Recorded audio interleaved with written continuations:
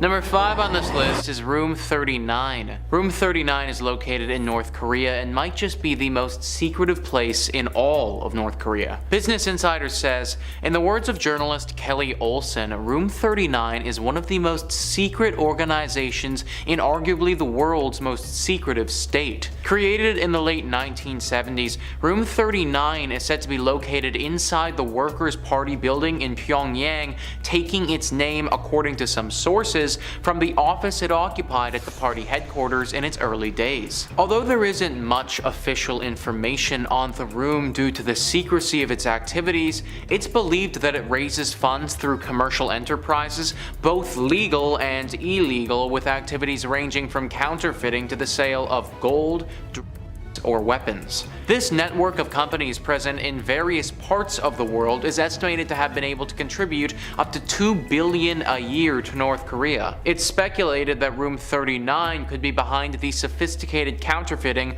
of $100 supernote bills that were issued over decades. It's really hard to write on this room because it literally is so secret. Like, I truly have absolutely no idea what goes on in Room 39 or who's in Room 39.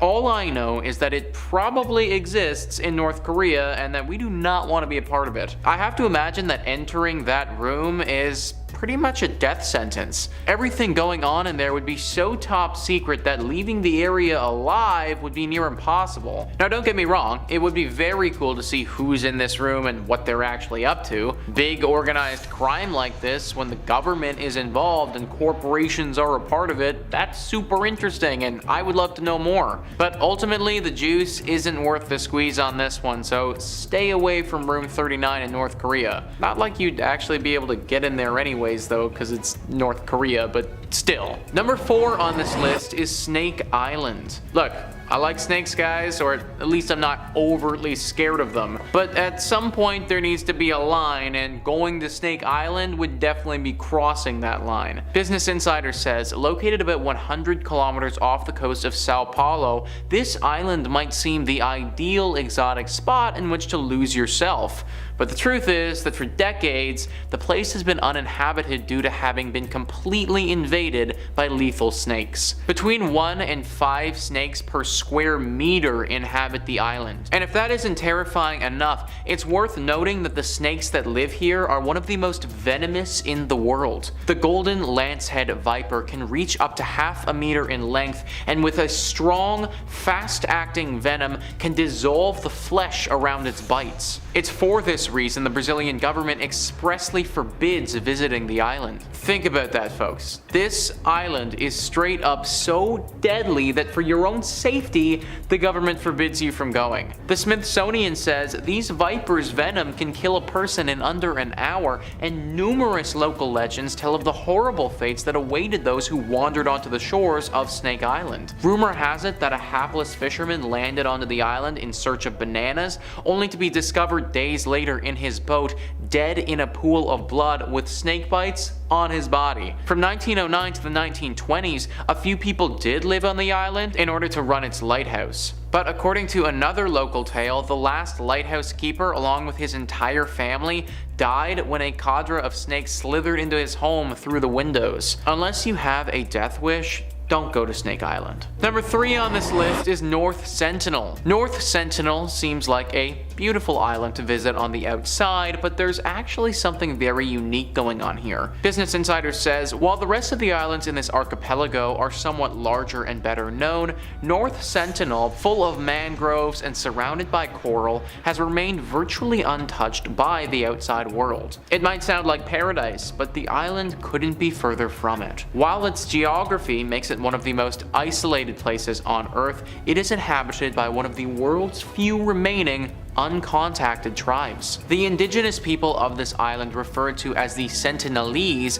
have had practically no influence from the modern world. Throughout history, encounters with the population have been met with violence. In 2006, they killed 2 fishermen whose boat had been dragged by the current to their shores. According to The Guardian, a 3-mile restriction zone prevents visitors from entering the territory. According to Survival, an NGO for the rights of indigenous and tribal peoples, the Indian government government has abandoned any plans to contact the Sentinels. The entire tribe could be wiped out by diseases to which they have no immunity, which is why authorities respect their wish to remain uncontacted. This is truly insane if you think about it. Literally an entire society on an island with hardly any knowledge of the outside world at all. Like, I wonder what they know about and what they don't know about. Do they know about technology?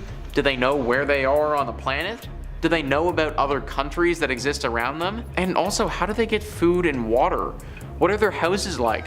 What's the everyday lifestyle of somebody living here like? What language do they speak? These are all questions that I think a lot of people would love to know the answers to, but it's just impossible to actually find out without encroaching on their territory. This could prove dangerous for those who go there, and then also dangerous to the people who live there themselves. So for everyone's safety, we just need to let it be. Number 2 on this list is Bangar Fort. This fort is located in India and is definitely one of the country's most haunted locations. Between Jaipur and Alwar in Rajasthan lie the ruins of what was once a splendid kingdom. The fort was built by the ruler of Amber Kachawaha for his youngest son in 1573, and gradually its population dwindled until 1783, when a strong famine forced the villagers still living there to flee. Local legends state that the reason for the kingdom falling into ruin was that the fort was cursed. As the only legally recognized haunted place in India, according to the Times of India, a government permit is required to be able to enter before dawn or after sundown. Although it's said that the reason is down to wild nocturnal animals such as tigers and the lack of artificial lighting in the area,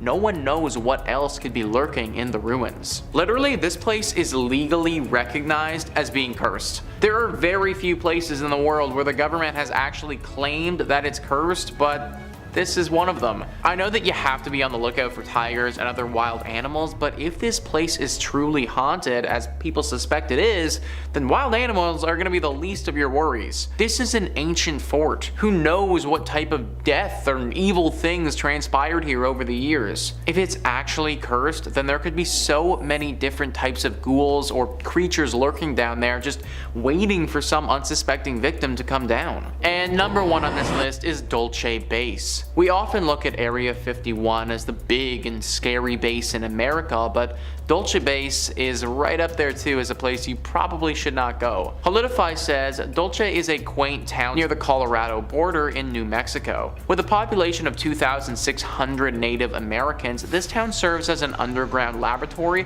where unbelievable experiments take place. It is said that the Dulce Base is a massive hidden compound that houses incredibly advanced technologies and human-animal hybrids. This base has very tight security and is regarded as one of the top forbidden places in the world and in the USA. Very recently we were talking about human-animal hybrids, and I brought up in that video how some of them might be hidden from the public. Human-animal hybrids have gotten a lot of backlash, so doing them in a top secret base where no one is watching might make more sense from a government standpoint. Whatever they are truly doing down here though, it's clear that if you go in, you're not going to be coming back out. If you don't have the proper clearance, then heading into this base would definitely be a death sentence. I, for one, don't want to be turned into a half-horse human being thing, so I'd stay away. Kicking off at number 5, Agartha. And whilst being a close nominee to our friendly resident top 5 scary witch, Agatha, who is on hiatus at the moment and will return when she so well pleases, this particular entry, although close in subject matter, is a completely different sort of esotericism. You see, for hundreds of years, particularly following the emergence of the occult renaissance in the late 19th century, Western theology and philosophy had a habit of taking fragments of cultures from ancient times and places and adding them to their own. This one, Agartha, is an amalgamation of all of those things. Also known as Agarthi or Agartha, Agartha is a legendary kingdom said to be located deep within the Earth's core, and in the field of esotericism, it is a name widely associated with the belief of a hollow Earth. Now, although the veracity of that particular belief is, well, full of holes, excuse the pun, its impact on the folklore of the Western world throughout the 18th and 19th century is pretty staggering. The hollow Earth belief is most often associated with the 17th century astronomer Edmund Halley, and was built upon the esoteric beliefs left behind in Greek, Celtic and Hindu mythologies, amongst many others, of an ancient subterranean cave system that leads to a long forgotten civilization. In the 19th century, a prolific French occultist by the name of Alexandre Saint-Yves d'Alvidère published the first reliable account of Agartha in European society. And by reliable, well, that means his methods were otherwise undisclosed. Nevertheless though, according to him, the secret long forgotten world of Agartha, along with all of its wisdom and wealth, would be accessible for all of mankind when Christianity finally lived up to the commandments which were once drafted by Moses. He would later elaborate by stating Agartha could only be accessed once the anarchy of human civilization was replaced by the synarchy of the harmonious rule, a belief of cooperation that was proliferated by a secret elite throughout mid-century France, Italy, China, Mexico and Hong Kong. In other instances, Agartha is commonly associated or confused, depending on your stance, with Shambhala, otherwise referred to as Shangri-La. And because of this, in general, theosophists regard the Agartha of legend as a vast underground complex of caves beneath Tibet. In that regard, I guess the search continues. Coming in next at number 4, Petra. And yes, of course, this is the scene that I was alluding to in our opening clip, the ancient city of Petra, described by UNESCO as one of the most precious cultural properties of mankind's cultural heritage, and perhaps one of the most amazing archaeological wonders on this fair planet. This place is fascinating, and it's a monument to the fact that we really have no idea how capable humanity has been for thousands upon thousands of years. Petra, originally known to its inhabitants as Rakmu, is believed to have been settled perhaps as early as 9000 BC, although earlier estimations have been suggested. However, by the 5th century BC, it is believed that the city of Petra itself was settled by the mysterious Nabatean kingdom, an ancient conglomerate of Bedouin tribes that were incredibly astute traders and economists who for the most part were a nomadic people but recognized the significance of Petra's geographical location. And for the most part, that was fit exactly for Petra's purpose, as it quickly became a massive central hub for trading routes across the world, gaining the Nabatean kingdom incredible wealth in the process. But I mean, you just need to look at Petra to start scratching your head at the incredible intricacies of its design. I don't say this lightly, because the Rose City of Petra is an absolutely stunning feat of engineering at a time when nomadic societies weren't exactly known for their capability in raising wonders of the world. So how was it built? Well, the leading theory so far is that the Nabatean people harnessed the location susceptibility to flash flooding, gradually carving the narrow passages into the city-like network that we now know. Either way, whatever the truth to it, Petra is an ancient wonder to behold. Oh, and also archaeologists have just discovered that there's a gigantic monumental structure buried beneath the sands of Petra. So yeah, do with that information as you will. Swinging in next at number 3, Derinkuyu underground city. And if things weren't already crazy enough, what if I told you that there is an ancient, highly advanced underground complex carved beneath the central Anatolian city of Derinkuyu in Turkey that is believed to have been large enough to have sheltered up to 20,000 people, and more than likely connects several other similar underground complexes across the ancient historical site of Cappadocia. Yeah.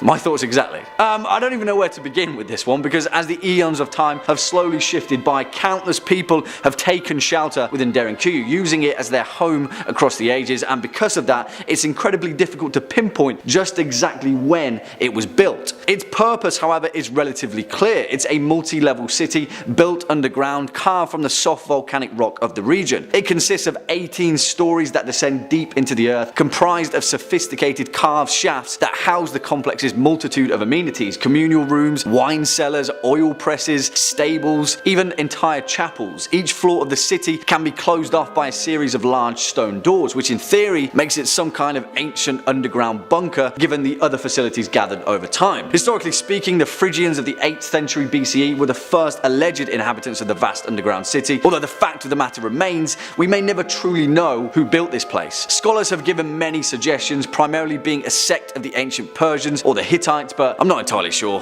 Put a pin in this one, because there are many more secrets to be learned from this. Next up at number 2, Nan Madol. And what if I told you that this place in particular was the source of inspiration for none other than H.P. Lovecraft's sunken city of R'lyeh? As in, yes, in his house at R'lyeh, dead Cthulhu waits dreaming. That one. But if that's not impressive enough, the ancient megalithic architecture of Nan Madol, just off the coast of the island of Pohnpei, which is part of the remote islands of Micronesia, are something else entirely. And really, I don't know what to think when it comes to trying to decipher the eternal enigma that is Nan Madol, often referred to as the 8th wonder of the world. There's a reason it has left archaeologists scratching their heads ever since its rediscovery in the early 19th century. Now, carbon dating has indicated that the construction of the massive basalt stones of Nan Madol began sometime in 1180 980 AD, although many scholars find umbrage with this given the fact that to move these giant hunks of rock from tiny island to tiny island and then carve them into a series of intricate channels and platforms is a feat in and of itself. Its purpose is somewhat clear though. Nan Madol appeared to have housed the ruling elite caste of the ancient Sudilair dynasty of Phnom,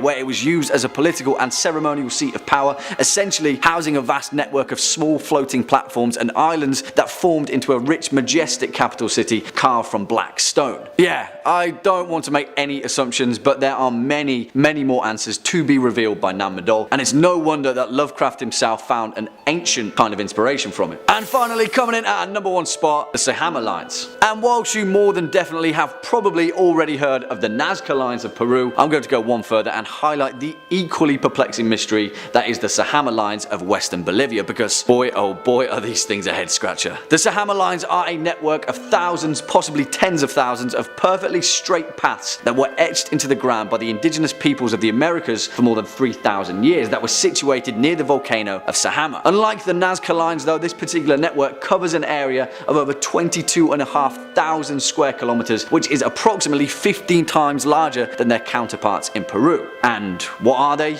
Well, no one knows, and we may never know, but what is clear is the startling precision in which they were made. These thousands of individual lines, each 3 to 10 feet in width, are almost perfectly straight, mile after mile, despite the ever-changing rugged terrain of the highlands, which would have been quite a feat for modern humanity, never mind an ancient indigenous people without the means to advance construction techniques. These geoglyphs were most likely created through the process of scraping away the dark, oxidized rock of the volcanic surface to reveal a lighter sediment beneath. You see, despite all of these enigmas of ancient history, the real question is, why did these people go to such lengths of time and effort to create them? What were their intentions of preservation? Who would have seen them or used them? Now, there are many leading theories, the most prominent of which is that the Sahama Lines were used as a pilgrimage route to a series of sacred sites, but yeah, I have no idea. I really have no idea. I mean, I want to know, but will we ever? Kicking off at number 5, the Longyou Caves. And this place in particular is absolutely mind-blowing, given the fact that if it was indeed made by human civilization, then we've got to really take a look at how capable our ancient ancestors actually were at building things. Picture this: in 1992, in the small Chinese village of Longyou, the locals had lived for centuries beside a small series of ponds that littered the landscape. Local legend believed that these ponds were bottomless, infinite wells of water, but one local in particular named Wu and I set out to put that legend to the test. After pooling his money together with another villager, he purchased a pump and completely drained one of the ponds, and that's when Wu and I discovered that it wasn't a pond at all, but instead the flooded entrance to an ancient series of man-made caves. But when I say caves, I don't just mean a few interesting holes in the earth, I mean hand-carved caves, each the size of roughly 1,000 square meters, reaching up to heights of up to 100 feet. Inside, the ceilings, the walls, the pillars that maintain their structural integrity were all finished in the exact same manner, hand-carved with a series of parallel bands and intricate markings. Now, no one has any clue how the hell these caves were created or who created them, but researchers have found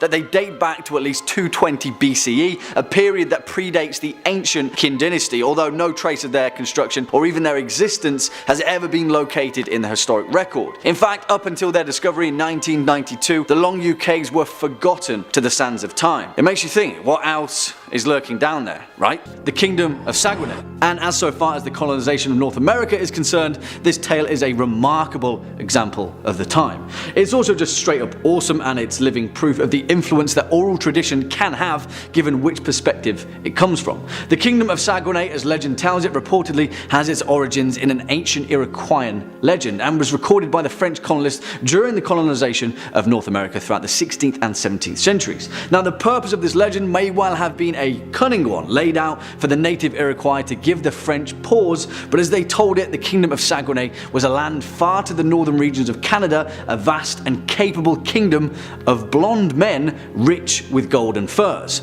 Now, the legendary explorer Jacques Cartier first described finding what he referred to as the Sagourne River on his second voyage to the north in 1536. He was accompanied by a number of Chief Donnaconn's sons who told him of the kingdom. They claimed to him that the kingdom of Sagourne was rich rich with great mines of silver and gold, and yet the French explorers that followed their directions searched in vain. Now, in hindsight, it is most likely that the kingdom of Sagourne was either entirely mythical or instead an Iroquoian attempt to trick and confuse the French.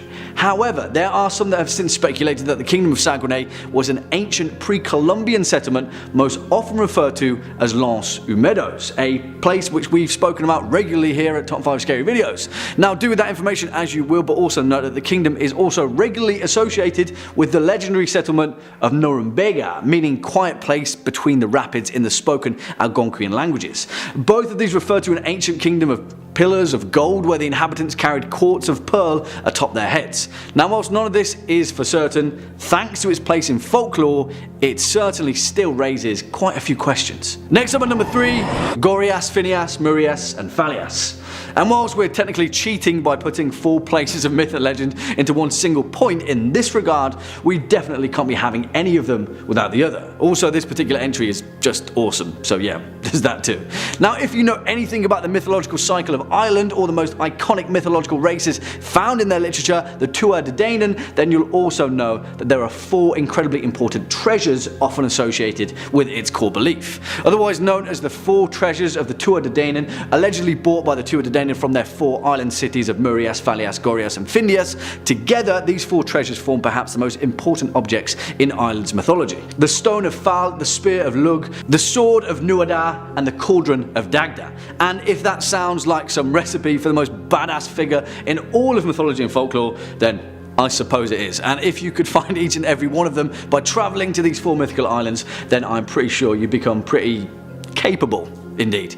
As the Libor Gabala describes, the Tuatha De Danann resided in the northern islands of the world, where during their early days as a people, they were instructed in the arts of magic before finally moving in dark clouds to what is now Connacht in Ireland. They carried with them from their 4 beautiful cities on 4 beautiful islands, Gorias in the east, Phineas in the south, Murias in the west, and Phalias in the north. The Tuatha De Danann was said to have lived for a time untold on each of their islands, embracing these magical arts, druidry, knowledge, prophecy, and magic. Each of these islands were said to have had their own patron poet, otherwise known as a Fili, who was an enlightened figure remarkably skilled in the occult arts. What is most intriguing though is that the 4 islands are most often associated with a place known as Lachlan, which in the tongue of many Gaelic languages refers to Scandinavia, or more specifically Norway. And as an awesome side note, the 4 magical objects are also widely associated with the ancient Welsh legend of the 13 treasures of the island of Britain. And if you're looking for a tall tale that will stir your spirit and sense of adventure, just take a look at that because it's brilliant. Coming in at number 2, Scholomance. And yes, for the World of Warcraft fans amongst you, I did just say Scholomance, as in yes, it's a real place, in folklore and fable anyway. And much like the same Scholomance that exists in the western plague lands of the eastern kingdoms of Azeroth, this particular school of black magic and the dark arts was particularly good at training young necromancers to do the devil's bidding. Of course, in legend anyway. In this instance though, Scholomance was a fabled school of black magic that resided in Transylvania for time forgotten, a place that was allegedly run by the devil himself in many Romanian folkloric accounts. As the legend tells it, throughout its history the school enrolled about 10 students at a time to become the Solomonari, although only one of the 10 graduates would be chosen by the devil himself to become the Weathermaker, incredibly powerful wizards in Romanian folklore that ride dragons and control the weather, causing rainstorms, thunder and hail and all manners of things.